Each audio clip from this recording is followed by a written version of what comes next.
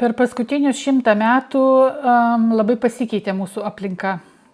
Mes praktiškai visur, bet kur esame supami sintetinių junginių, cheminių medžiagų, sintetinių kvapų. Ir jie mus supa net ir tokiose vietose, kur galbūt net ir ne visada pagalvosime. Tai aišku, pradedant buitiniais produktais, buitiniam chemijos priemonėm, skalbikliais, valikliais.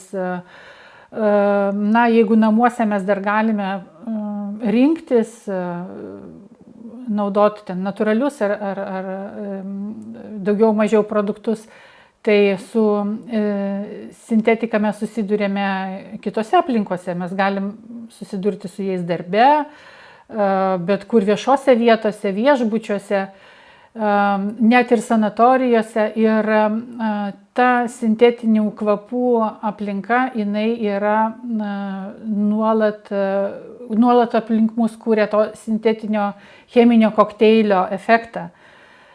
Ir dabar mokslininkų plačiai Europos Sąjungoje atliekamas eksposomo tyrimas, kuomet yra įvertinama, kiek cheminių medžiagų cirkuliuoja žmonių kraujyje, ir vaikų, ir suaugusių, ir nėščiųjų, ir ligonių. Ir rezultatai yra tokie, kad mes iš tiesų kiekvieną dieną savyje nešiojamės daugybę cheminių medžiagų.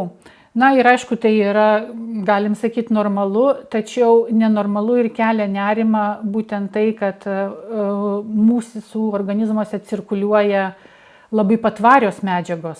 Vadinamieji forever chemicals, kurie labai ilgai neįra, jie yra labai patvarūs ir mūsų organizmuose, ir taip pat visoje aplinkoje. Kartu su tokių nekaltų dalykų kasdieninių kaip kvepiančių kremų ar kvepiančių dušo gelių ar kvepalais, mes nuo savęs tuos sintetinės medžiagas nuplauname į kanalizaciją, kuri nėra Lietuvoje šiuo metu išvaloma, ir patenka visos tos patvariosios medžiagos į vandenį, į dirvožemį. Tokiu būdu patenka su daržovėmis, su žuvimis vėl ant mūsų stalo, ir mes vėl jos valgome, ir tokiu būdu nuolat esame tam cikle cheminių medžiagų. Tai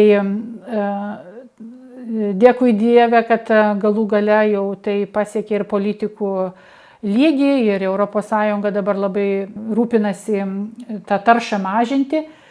Tai ką jau dabar galime mes kiekvienas padaryti, tai tiesiog sumažinti kiek tik tai įmanoma tų cheminių medžiagų vartojimą ir naudojimą. Tai aš labai agituoju už tai, kad sintetinius kvepalus, sintetinę kosmetiką keistumėte į natūralius produktus, sintetinius kvepalus į natūralius kvepalus, namų kvapus, sintetinius namų kvapus keistumėte į eterinius aliejus.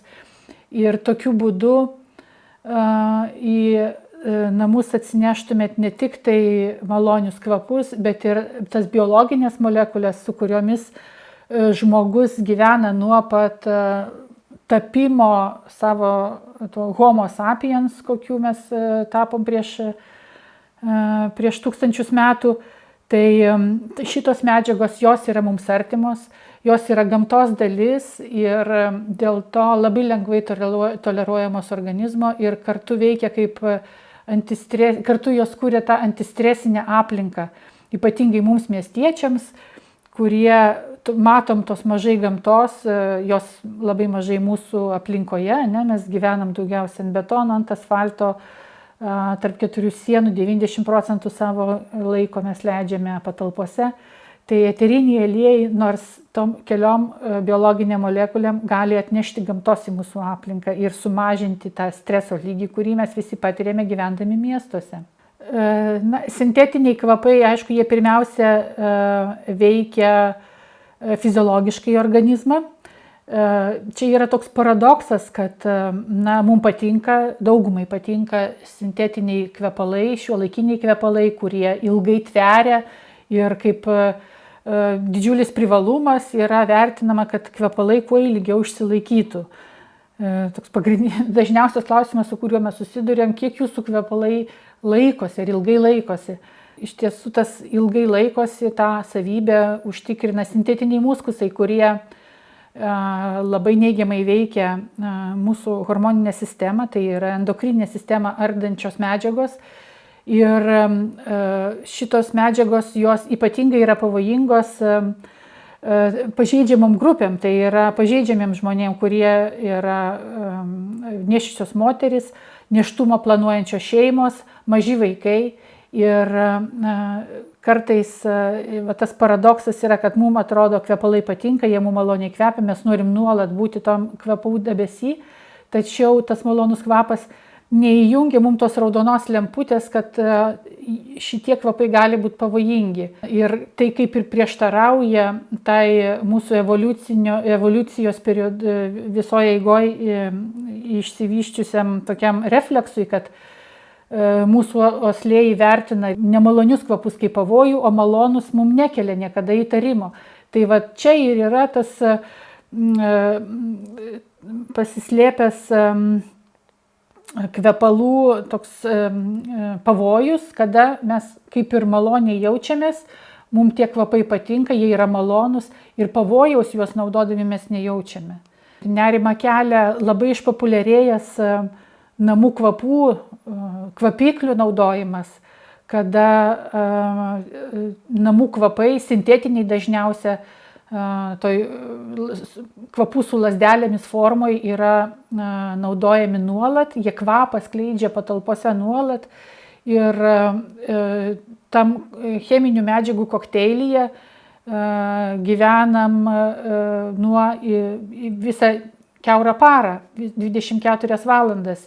Ir dar baisiau, kai šitie kvapai yra naudojami ten, kur yra nėščiosios moterys, bet nėščiosios moterys dar jos pačios kažkaip intuityviai, kaip ir nėštumo metu atmeta kvapų naudojimą, tai veikia kaip apsauginis faktorius, tačiau dažnai neatsižvelgiama į tai, kad namuose auga kūdikiai, auga maži vaikai ir tie namų kvapai su lazdelėmis, jie nuolat nuodija organizmus ir svetainėse, ir miegamuosiuose, ir tualetuose.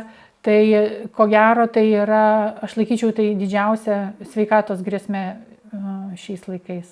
Ir juolab, kai yra tokia puikia alternatyva eteriniai aliejai ir vietoj tų sintetinių kvapų, tuomet, kai reikia, tuomet, kai norisi, galima būtų juos pakeisti eteriniais aliejais.